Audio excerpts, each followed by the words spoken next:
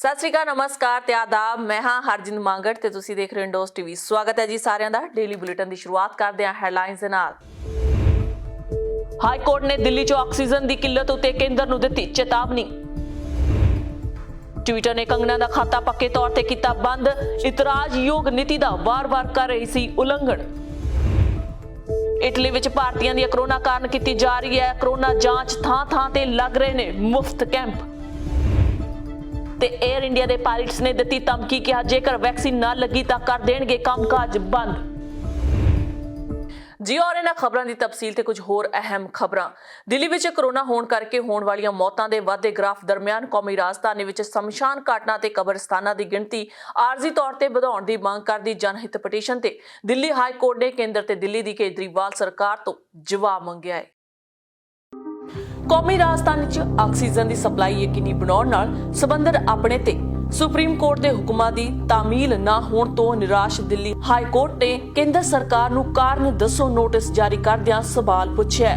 ਉਸ ਖਿਲਾਫ ਅਦਾਲਤੀ ਤੋਹੀਨ ਤਹਿਤ ਕਾਰਵਾਈ ਕਿਉਂ ਨਾ ਕੀਤੀ ਜਾਵੇ। ਕੋਰੋਨਾ ਸੰਕਟ ਦਰਮਿਆਨ ਆਕਸੀਜਨ ਦੀ ਕਿੱਲਤ ਨੂੰ ਗੰਭੀਰਤਾ ਨਾਲ ਲੈਂਦਿਆਂ ਹਾਈ ਕੋਰਟ ਨੇ ਕੇਂਦਰ ਸਰਕਾਰ ਨੂੰ ਕਰਾਰੇ ਹੱਥੀ ਲੈਂਦਿਆਂ ਕਿਹਾ, ਤੁਸੀਂ ਸ਼ਤਰਮੁਰਗ ਵਾਂਗ ਆਪਣਾ ਸਿਰ ਰੇਤ ਵਿੱਚ ਲੁਕੋ ਸਕਦੇ ਹੋ, ਪਰ ਅਸੀਂ ਅਜਿਹਾ ਨਹੀਂ ਕਰ ਸਕਦੇ। ਹਾਈ ਕੋਰਟ ਨੇ ਕਿਹਾ ਹੈ ਕਿ ਕੇਂਦਰ ਸਰਕਾਰ ਚਾਹੇ ਅੱਖਾਂ ਬੰਦ ਕਰ ਲਵੇ, ਪਰ ਜਦੋਂ ਲੋਕ ਮਰ ਰਹੇ ਹੋਣ ਤਾਂ ਅਸੀਂ ਅੱਖਾਂ ਬੰਦ ਨਹੀਂ ਕਰ ਸਕਦੇ। 2 ਮੈਂਬਰੀ ਬੈਂਚ ਨੇ ਕਿਹਾ ਕਿ ਸੁਪਰੀਮ ਕੋਰਟ ਪਹਿਲਾਂ ਹੀ ਹਦਾਇਤਾਂ ਦੇ ਚੁੱਕੀ ਹੈ ਤੇ ਹੁਣ ਅਸੀਂ ਹਾਈ ਕੋਰਟ ਇਹੀ ਗੱਲ ਆਖ ਰਿਹਾ ਹੈ ਕਿ ਕੇਂਦਰ ਸਰਕਾਰ ਕੋਈ ਵੀ ਢੰਗ ਤਰੀਕਾ ਅਪਣਾਏ, ਉਸ ਨੂੰ ਦਿੱਲੀ ਨੂੰ ਰੋਜ਼ਾਨਾ 700 ਮੀਟ੍ਰਿਕ ਟਨ ਆਕਸੀਜਨ ਸਪਲਾਈ ਕਰਨੀ ਹੋਵੇਗੀ। ਹਾਈ ਕੋਰਟ ਨੇ ਸਰਕਾਰ ਵੱਲੋਂ ਜਵਾਬ ਦਾਵਾ ਦਾਖਲ ਕਰਨ ਮੌਕੇ ਪਿਊਸ਼ ਗੋਇਲ ਤੇ ਸੁਮਿਤਾ ਡਾਬਰਾ ਨੂੰ ਅਦਾਲਤ ਵਿੱਚ ਮੌਜੂਦ ਰਹਿਣ ਦੀ ਹਦਾਇਤ ਕੀਤੀ। ਜਸਟਿਸ ਬਿਪਿਨ ਸਾਂਗੀ ਤੇ ਰੇਖਾ ਪੱਲੀ ਦੇ ਬੈਂਚ ਨੇ ਕਿਹਾ ਕਿ ਤੁਸੀਂ ਇਸ ਸ਼ਹਿਰ ਦਾ ਹਿੱਸਾ ਹੋ ਤੇ ਹਾਲਾਤ ਨੂੰ ਆਪਣੇ ਅੱਖੀਂ ਵੇਖ ਸਕਦੇ ਹੋ, ਪਰ ਨਹੀਂ, ਤੁਹਾਨੂੰ ਪਤਾ ਹੀ ਨਹੀਂ ਹੈ ਕਿ ਤੁਸੀਂ ਖਿਆਲੀ ਮਹਿਲਾ ਕਿਸੇ ਹੋਰ ਦੁਨੀਆ 'ਚ ਰਹਿੰਦੇ ਹੋ। ਬੈਂਚ ਨੇ ਕੇਂਦਰ ਸਰਕਾਰ ਦੇ ਉਸ ਹਲਫਨਾਮੇ ਨੂੰ ਰੱਦ ਕਰ ਦਿੱਤਾ ਕਿ ਮੌਜੂਦਾ ਮੈਡੀਕਲ ਢਾਂਚੇ ਦੇ ਮੱਦੇਨਜ਼ਰ ਦਿੱਲੀ ਰੋਜ਼ਾਨਾ 700 ਮੀਟ੍ਰਿਕ ਟਨ ਮੈਡੀਕਲ ਆਕਸੀਜਨ ਲੈਣ ਦਾ ਹੱਕਦਾਰ ਨਹੀਂ ਹੈ। ਬੈਂਚ ਨੇ ਕਿਹਾ ਕਿ ਅਸੀਂ ਤੁਹਾਨੂੰ ਕਿਹਾ ਸੀ ਕਿ ਹੱਦ ਤੱਕ ਤਹਿਤ ਕਾਰਵਾਈ ਸਾਡੇ ਜ਼ਹਿਨ 'ਚ ਆਖਰੀ ਵਿਕਲਪ ਹੈ, ਪਰ ਯਕੀਨੀ ਤੌਰ ਤੇ ਇਹ ਸਾਡੇ ਦਿਮਾਗ ਵਿੱਚ ਹੈ ਤੇ ਸਾਨੂੰ ਇਸ ਆਖਰੀ ਕਦਮ ਚੁੱਕਣ ਲਈ ਮਜਬੂਰ ਨਾ ਕੀਤਾ ਜਾਵੇ। ਅਸੀਂ ਹੁਣ ਅਮਲੀ ਕਾਰਵਾਈ ਚਾਹੁੰਦੇ ਹਾਂ। ਬਹੁਤ ਹੋ ਗਿਆ, ਅਸੀਂ ਇਸ ਮਾਮਲੇ 'ਚ ਪੂਰੀ ਤਰ੍ਹਾਂ ਸਪਸ਼ਟ ਹਾਂ। ਅਸੀਂ ਹੁਣ ਨਾ ਹੀ ਸੁਣਾਂਗੇ, ਤੁਹਾਨੂੰ 700 ਮੀਟ੍ਰਿਕ ਟਨ ਆਕਸੀਜਨ ਸਪਲਾਈ ਕਰਨੀ ਹੀ ਹੋਵੇਗੀ। ਤੁਹਾਡੇ ਕੋਲ ਹੋਰ ਕੋਈ ਰਾਹ ਨਹੀਂ ਹੈ। ਆਕਸੀਜਨ ਸੰਕਟ ਤੇ ਕੋਵਿਡ-19 ਨਾਲ ਜੁੜੇ ਹੋਰਨਾਂ ਮੁੱਦਿਆਂ ਤੇ 5 ਘੰਟੇ ਦੇ ਕਰੀਬ ਦਲੀਲਾਂ ਸੁਣਨ ਮਗਰੋਂ ਬੈਂਚ ਨੇ ਕਿਹਾ, ਅਸੀਂ ਇਸ ਸੱਚਾਈ ਨੂੰ ਅੱਖੀਂ ਵੇਖ ਰਹੇ ਹਾਂ ਕਿ ਲੋਕਾਂ ਨੂੰ ਨਿੱਤ ਹਸਪਤਾਲਾਂ ਵਿੱਚ ਆਕਸੀਜਨ ਨਹੀਂ ਮਿਲ ਰਹੀ, ਜਾਂ ਫਿਰ ਹਸਪਤਾਲਾਂ ਜਿਨ੍ਹਾਂ ਗੈਸ ਦੀ ਕਿੱਲਤ ਕਰਕੇ ਬੈੱਡ ਘਟਾ ਦਿੱਤੇ ਨੇ, ਜਿਸ ICU ਬੈੱਡਾਂ ਲਈ ਖੱਜਲ ਹੋਣਾ ਪੈ ਰਿਹਾ ਹੈ। ਬੈਂਚ ਨੇ ਕਿਹਾ ਕਿ ਲਿਹਾਜ਼ਾ ਅਸੀਂ ਕੇਂਦਰ ਸਰਕਾਰ ਨੂੰ ਹਦਾਇਤ ਕਰਦੇ ਹਾਂ ਕਿ ਉਹ ਕਾਰਨ ਦੱਸੇ ਕਿ ਸਾਡੇ ਵੱਲੋਂ ਮਈ ਵਿੱਚ ਜਾਰੀ ਤੇ ਸੁਪਰੀਮ ਕੋਰਟ ਵੱਲੋਂ 30 ਅਪ੍ਰੈਲ ਦੇ ਹੁਕਮ ਦੀ ਤਾਮੀਲ ਵਿੱਚ ਨਾਕਾਮ ਬਦਲੇ ਅਦਾਲਤੀ ਹੱਦ ਤੱਕ ਤਹਿਤ ਕਾਰਵਾਈ ਕਿਉਂ ਨਾ ਕੀਤੀ ਜਾਵੇ। ਇਸ ਨੋਟਿਸ ਦਾ ਜਵਾਬ ਦੇਣ ਲਈ ਅਸੀਂ ਪਿਊਸ਼ ਗੋਇਲ ਤੇ ਸੁਮਿਤਾ ਡਾਬਰਾ ਨੂੰ ਕੇਂਦਰ ਸਰਕਾਰ ਦੇ ਸੀਨੀਅਰ ਅਧਿਕਾਰੀਆਂ ਨੂੰ ਅੱਜ ਅਦਾਲਤ ਵਿੱਚ ਮੌਜੂਦ ਰਹਿਣ ਦੀ ਤਾਕੀਦ ਕਰਦੇ ਹਾਂ। ਆਪਣੇ ਵਿਵਾਦਤ ਬਿਆਨਾਂ ਕਾਰਨ ਜਾਣੀ ਜਾਂਦੀ ਕੰਗਨਾ ਰਣੌਤ ਦਾ ਟਵਿੱਟਰ ਨੇ ਅਕਾਊਂਟ ਬੰਦ ਕਰਕੇ ਸਦਾ ਲਈ ਚੁੱਪ ਕਰਾ ਦਿੱਤਾ। ਆਏ ਦਿਨ ਕੰਗਨਾ ਵੱਲੋਂ ਕੋਈ ਨਾ ਕੋਈ ਵਿਵਾਦਤ ਬਿਆਨ ਦੇਖਣ ਨੂੰ ਮਿਲਦਾ ਸੀ।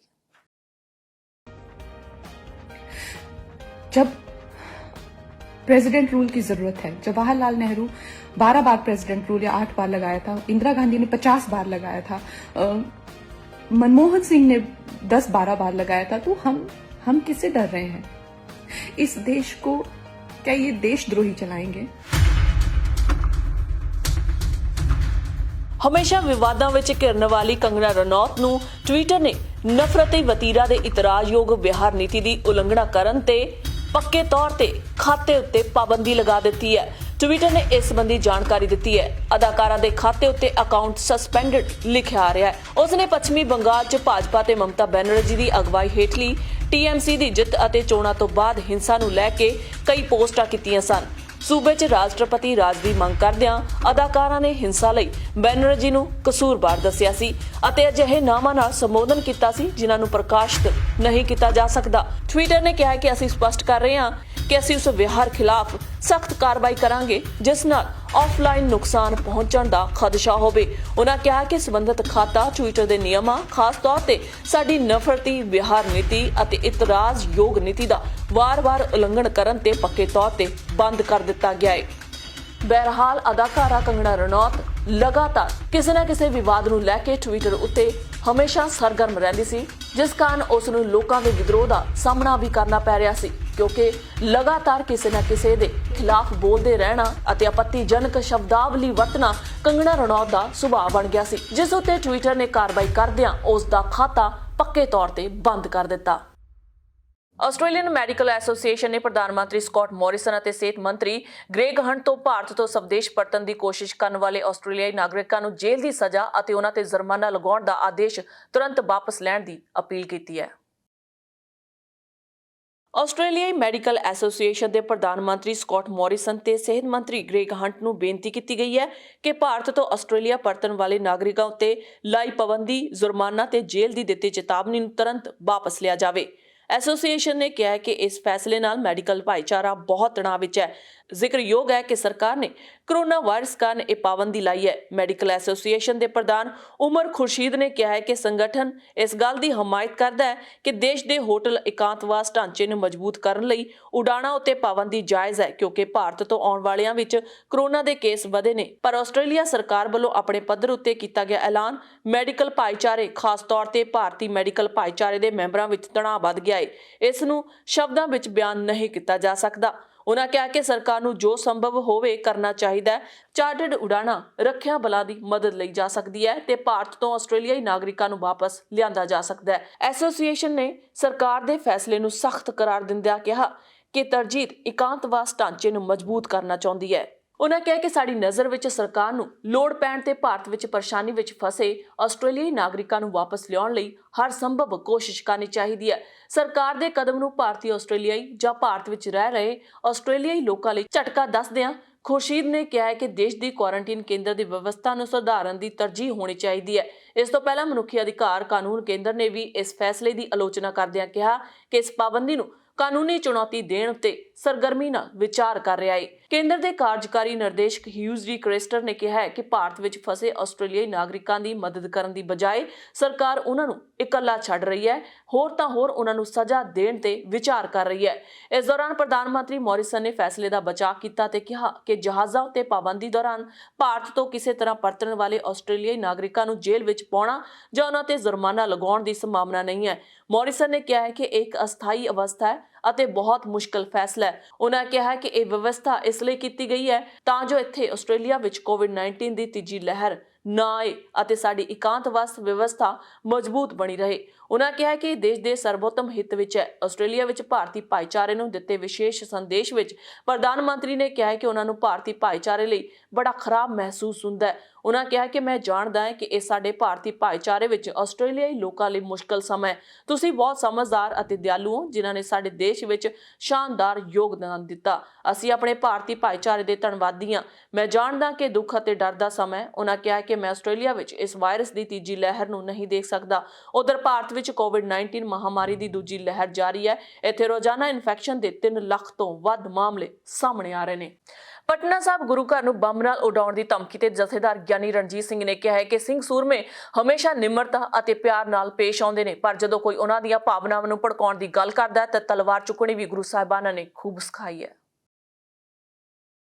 ਸ਼੍ਰੀ ਹਰਮੰਦਰ ਪਟਨਾ ਸਾਹਿਬ ਅਤੇ ਬਾਲ ਲੀਲਾ ਗੁਰਦੁਆਰਾ ਨੂੰ 1 ਮਹੀਨੇ ਅੰਦਰ 50 ਕਰੋੜ ਦੀ ਫਿਰੌਤੀ ਨਾ ਦਿੱਤੇ ਜਾਣ ਤੇ ਬੰਬ ਨਾਲ ਉਡਾਉਣ ਦੀ ਧਮਕੀ ਦਿੱਤੀ ਗਈ ਹੈ। ਇਸ ਤੇ ਭੜਕੇ ਸਿੱਖ ਜਥੇਦਾਰ ਗਿਆਨੀ ਰਣਜੀਤ ਸਿੰਘ ਜੀ ਨੇ ਵੀਡੀਓ ਰਾਹੀਂ ਉਹਨਾਂ ਨੂੰ ਚੈਲੰਜ ਕੀਤਾ ਹੈ ਕਿ ਜਿਸ ਨੇ ਵੀ ਆਉਣਾ ਹੈ ਉਹ ਭਾਵੇਂ ਤੋਪਾਂ ਟੈਂਕ ਲੈ ਕੇ ਆ ਜਾਵੇ। ਸਾਡੇ ਸਰੀਰ ਵਿੱਚ ਜਦੋਂ ਤੱਕ ਪ੍ਰਾਣ ਨੇ ਅਸੀਂ ਉਸ ਹਮਲਾਵਰ ਨੂੰ ਜਿੰਨਾ ਚਿਰ ਅਸੀਂ ਪ੍ਰਾਣਹੀਣ ਨਹੀਂ ਕਰ ਦਿੰਦੇ ਉਦੋਂ ਤੱਕ ਕਿਸੇ ਨੂੰ ਵੀ ਪਟਨਾ ਸਾਹਿਬ ਦੇ ਦਰਵਾਜ਼ੇ ਵੱਲ ਬੁਰੀ ਨਜ਼ਰ ਨਾਲ ਦੇਖਣ ਨਹੀਂ ਦਿਆਂਗੇ। ਉਹਨਾਂ ਅੱਗੇ ਬੋਲਦੇ ਹੋਏ ਕਿਹਾ ਕਿ ਜਿਸ ਨੇ 50 ਕਰੋੜ ਰੁਪਏ ਲੈਣੇ ਨੇ ਉਹ ਆਪਣੇ ਬੋਰੇ ਨਾਲ ਲੈ ਕੇ ਆਵੇ ਤੇ ਇੱਕ ਬੋਰਾ ਖਾਲੀ ਵੀ ਨਾਲ ਲੈ ਕੇ ਆਵੇ, ਜਿਸ ਵਿੱਚ ਉਹ ਆਪਣਾ ਸਿਰ ਲੈ ਕੇ ਜਾਵੇਗਾ। ਅਸੀਂ ਹੱਦ ਤੋਂ ਜ਼ਿਆਦਾ ਨਿਰਮਾਣ ਆ ਤੇ ਹੱਦ ਤੋਂ ਜ਼ਿਆਦਾ ਹਲੀਮੀ ਰੱਖਦੇ ਹਾਂ, ਪਰ ਜਦੋਂ ਸਾਡੇ ਤਖਤ ਸਾਹਿਬਾਨ, ਸਾਡੇ ਗੁਰੂ ਸਥਾਨਾਂ ਬਾਰੇ ਕੋਈ ਇਸ ਤਰ੍ਹਾਂ ਦੀ ਸੋਚ ਰੱਖੇਗਾ ਤਾਂ ਸਾਡੇ ਸੱਤ ਗੁਰੂਆਂ ਨੇ ਸਾਨੂੰ ਸ੍ਰੀ ਸਾਹਿਬੀ ਬਖਸ਼ੀ ਹੈ। ਜ਼ਿਕਰਯੋਗ ਹੈ ਕਿ ਧਮਕੀ ਭਰੀ ਚਿੱਠੀ ਰਜਿਸਟਰਡ ਡਾਕ ਤੋਂ ਮਿਲਦੇ ਹੀ ਗੁਰਦੁਆਰਾ ਪ੍ਰਬੰਧਕ ਕਮੇਟੀ 'ਚ ਭਾਜੜਾਂ ਪੈ ਗਈਆਂ।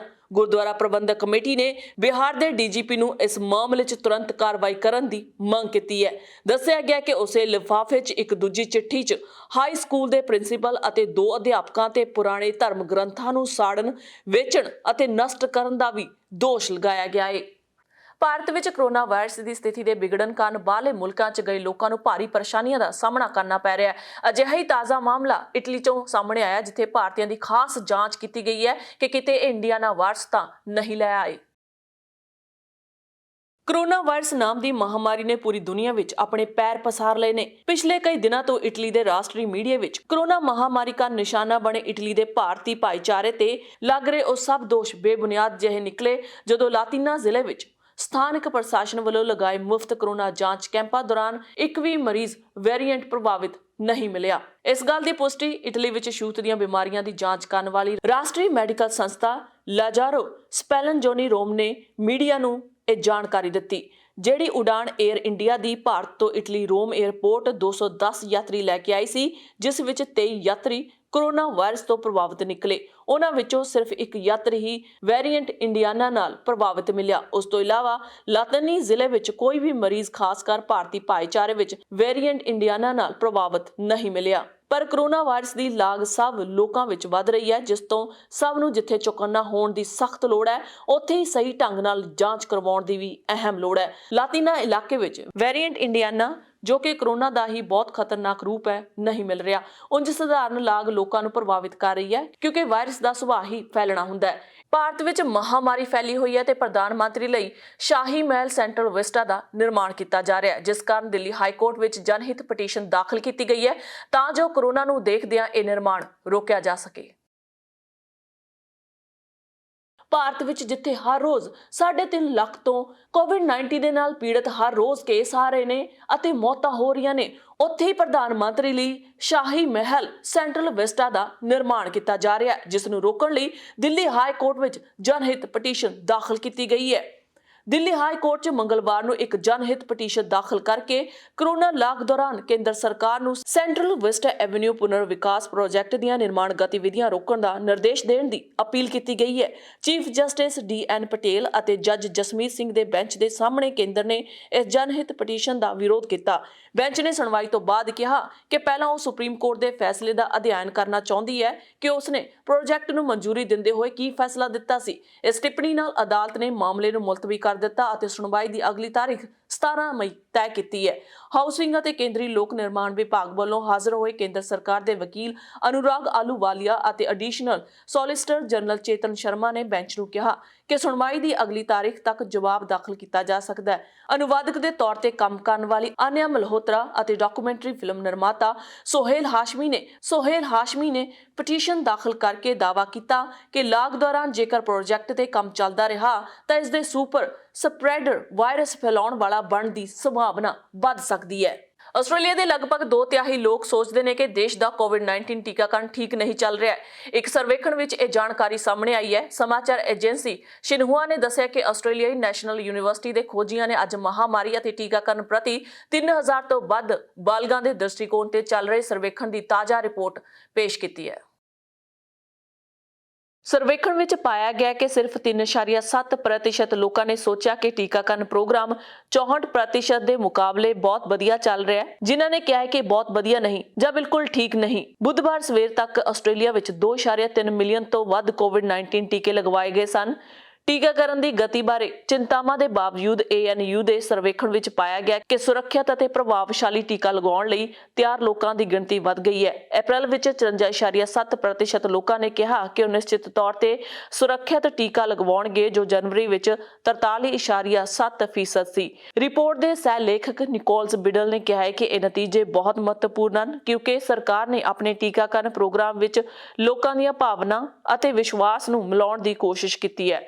ਨਿਕੋਲਸ ਬਿਡਲ ਰਿਪੋਰਟ ਦੇ ਸਹਿ ਲੇਖਕ ਨੇ ਪ੍ਰੈਸ ਬਿਆਨ ਵਿੱਚ ਕਿਹਾ ਕਿ ਹਾਲਾਂਕਿ ਬਹੁਤ ਸੱਭਿਆਚਾਰਕ ਭਾਈਚਾਰਿਆਂ ਵਿੱਚ ਜੋ ਅੰਗਰੇਜ਼ੀ ਤੋਂ ਇਲਾਵਾ ਕਿਸੇ ਹੋਰ ਭਾਸ਼ਾ ਵਿੱਚ ਬੋਲਦੇ ਨੇ, ਉਹਨਾਂ 'ਚ ਸਿਰਫ 44.8% ਲੋਕਾਂ ਨੇ ਕਿਹਾ ਹੈ ਕਿ ਉਹ ਨਿਸ਼ਚਿਤ ਤੌਰ ਤੇ ਇੱਕ ਸੁਰੱਖਿਅਤ ਟੀਕਾ ਲਗਵਾਉਣਗੇ।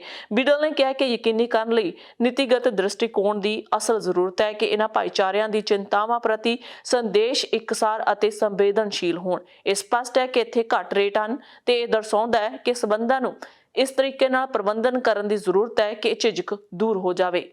ਸਰਕਾਰੀ 에ਅਰਲਾਈਨ ਕੰਪਨੀ 에ਅਰ ਇੰਡੀਆ ਦੇ ਪਾਇਲਟਸ ਨੇ ਮੰਗਲਵਾਰ ਨੂੰ ਚੇਤਾਵਨੀ ਦਿੰਦੇ ਹੋਏ ਕਿਹਾ ਕਿ ਜੇਕਰ ਉਹਨਾਂ ਨੂੰ ਪਹਿਲ ਦੇ ਆਧਾਰ ਉਤੇ ਕੋਰੋਨਾ ਦੀ ਵੈਕਸੀਨ ਨਹੀਂ ਲਗਾਈ ਗਈ ਤਾਂ ਕੰਮਕਾਜ ਵਿਚਾਲੇ ਛੱਡ ਦੇਣਗੇ। ਪਾਇਲਟਾਂ ਦਾ ਕਹਿਣਾ ਹੈ ਕਿ ਕੋਰੋਨਾ ਕਾਲ 'ਚ ਅਸੀਂ ਆਪਣੀ ਜਾਨ ਖਤਰੇ 'ਚ ਪਾ ਕੇ ਰਾਹਤ ਕਾਰਜਾਂ 'ਚ ਹਿੱਸਾ ਲੈ ਰਹੇ ਹਾਂ। ਸਾਡੀ ਤਨਖਾਹ 'ਚ ਵੀ ਭਾਰੀ ਕਟੌਤੀ ਕੀਤੀ ਗਈ ਹੈ ਅਤੇ ਅਜੇ ਤੱਕ ਸਾਨੂੰ ਵੈਕਸੀਨ ਵੀ ਨਹੀਂ ਲਾਈ ਗਈ ਹੈ। 에ਅਰ ਇੰਡੀਆ ਪਾਇਲਟਸ ਦੀ ਯੂਨੀਅਨ ICPA ਨੇ ਕੰਪਨੀ ਦੇ director of operation RS Sandhu ਨੂੰ ਚਿੱਠੀ ਲਿਖਦੇ ਹੋਏ ਇਹ ਚੇਤਾਵਨੀ ਦਿੱਤੀ ਹੈ। ਚਿੱਠੀ 'ਚ ਇਹ ਵੀ ਕਿਹਾ ਗਿਆ ਕਿ 에ਅਰ ਇੰਡੀਆ ਦੇ ਕਰੂ ਮੈਂਬਰਸ ਲਈ ਪੂਰੇ ਦੇਸ਼ 'ਚ ਵੈਕਸੀਨ ਕੈਂਪ ਆਯੋਜਿਤ ਕਰਵਾਇਆ ਜਾਣਾ ਚਾਹੀਦਾ ਹੈ ਕਿਉਂਕਿ ਫਲਾਈਂਗ ਕਰੂ ਮੈਂਬਰਸ ਲਈ ਹੈਲਥ ਕੇਅਰ, ਸਪੋਰਟਸ ਅਤੇ ਇੰਸ਼ੋਰੈਂਸ ਦੀ ਵਿਵਸਥਾ ਨਹੀਂ ਹੈ ਅਤੇ ਉਹਨਾਂ ਨੂੰ ਤਨਖਾਹ 'ਚ ਵੀ ਭਾਰੀ ਕਟੌਤੀ ਦਾ ਸਾਹਮਣਾ ਕਰਨਾ ਪੈ ਰਿਹਾ ਹੈ। ਅਜਿਹੇ 'ਚ ਵੈਕਸੀਨੇਸ਼ਨ ਦੇ ਬਿਨਾਂ ਅਸੀਂ ਆਪਣੀ ਜਾਨ ਖਤਰੇ 'ਚ ਪਾਉਣ ਦੀ ਸਥਿਤੀ 'ਚ ਨਹੀਂ ਹਾਂ। ਨਵੀਆਂ ਤੇ ਤਾਜ਼ਾ ਖਬਰਾਂ ਲਈ ਦੇਖਦੇ ਰਹੋ ਇੰਡੋਜ਼ TV ਆਸਟ੍ਰੇਲੀਆ। ਇਜਾਜ਼ਤ ਦਿਓ। ਧੰਨਵਾਦ।